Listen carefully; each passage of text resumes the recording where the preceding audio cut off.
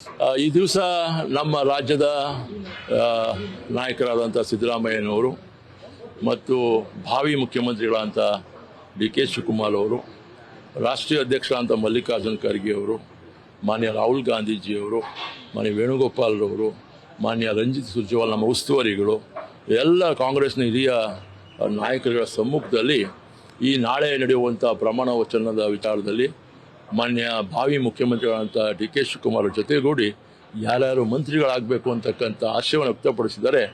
ಆ ಪೈಕಿನಲ್ಲಿ ನಮ್ಮ ರಾಷ್ಟ್ರೀಯ ವರಿಷ್ಠರುಗಳು ಮೊದಲ ಹಂತದಲ್ಲಿ ಸುಮಾರು 10ರಿಂದ 15 ಜನಕ್ಕೆ ಮಾಜಿ ಸಚಿವರು ಏನು ಇವಾಗ ಹಾಲಿ ಸಚಿವರಾಗಿದ್ದರು ಅವರಿಗೆ ಆದ್ಯತೆ ಮೇಲೆ ಇದನ್ನು ಕಲ್ಪಿಸ್ಕೊಡ್ಬೇಕು ಅಂತಕ್ಕಂಥ ದೃಷ್ಟಿ ಇಟ್ಕೊಂಡು ಮೊದಲು 10ರಿಂದ 15 ಜನಕ್ಕೆ ಅವಕಾಶವನ್ನು ಕಲ್ಪಿಸ್ಕೊಡ್ತಾರೆ. ಅದೃಷ್ಟವಂತರು ಯಾರೋ ಆಗ್ಬೋದು, ನಾಳೆ ಅದು ಪ್ರಕಟ ಆಗಲೇ ಗೊತ್ತಾಗ್ತಕ್ಕಂಥ ವಿಚಾರ. ಉಳಿದಂಥ ಸಚಿವ ಸಂಪುಟದ ವಿಸ್ತರಣೆಯನ್ನು ವಿಧಾನ ಪರಿಷತ್ತಿನ ಚುನಾವಣೆ ಮತ್ತು ರಾಜ್ಯಸಭಾ ಚುನಾವಣೆ ನಂತರ ಅದು ವಿಸ್ತರಣೆ ಆಗುವಂಥದ್ದಕ್ಕೆ ಅವಕಾಶ ಆಗುತ್ತೆ.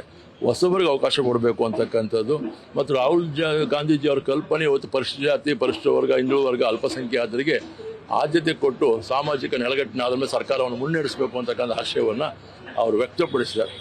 ಆ ದಿಸೆಯಲ್ಲಿ ನಾನು ಕೂಡ ಒಬ್ಬ ಪರಿಶಿಷ್ಟ ಜಾತಿ ಮೀಸಲು ಒಬ್ಬ ಶಾಸಕ 100ನೇ ಬಾರಿ ಆಯ್ಕೆ ಆಗಿದ್ದೇನೆ. ನನಗೂ ಕೂಡ ಒಂದು ಅವಕಾಶವನ್ನು ಕಲ್ಪಿಸ್ಕೊಡಿ ಜನತೆಯ ಸೇವೆ ಮಾಡಲಿಕ್ಕೆ, ಕ್ಷೇತ್ರದ, ತಾಲೂಕಿನ, ಜಿಲ್ಲೆಯ, ರಾಜ್ಯದ ಜನತೆಯ ಅಭಿವೃದ್ಧಿ ಕಾರ್ಯ ತೊಡಗಿಸ್ಕೊಳ್ಳಿಕ್ಕೆ ಅಂತಕ್ಕಂಥ ನನ್ನ ಮನವಿ ನಮ್ಮ ವರಿಷ್ಠರಲ್ಲಿ. ನಮಸ್ಕಾರ. ನ್ಯೂಸ್ ಫಸ್ಟ್ ನಿರ್ಭೀತಿಯಿಂದ ನಿಮ್ಮ ಪರವಾಗಿ.